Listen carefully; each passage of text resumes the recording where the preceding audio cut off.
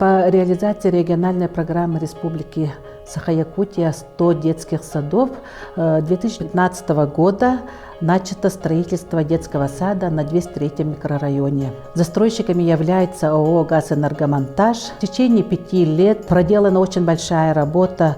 Новый детский сад – это сбывшаяся мечта родителей, жителей 203-го микрорайона. В детском саду функционирует 18 возрастных групп, общая численность детей 409. В детском саду работает 162 сотрудника, из них 62 педагогический состав. Здесь размещены музыкальные, физкультурные залы, логопедический кабинет, комната детского психолога, кабинеты индивидуальных и кружковых занятий, уютные спальни, игровые комнаты, раздевалки, светлые группы и, конечно, у нас есть медицинский блок и современный пищеблок.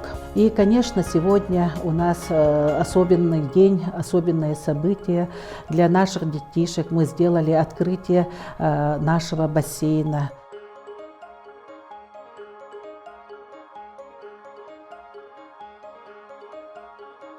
Благодаря оснащенности нового детского сада мы имеем возможность работать в таких проектах, как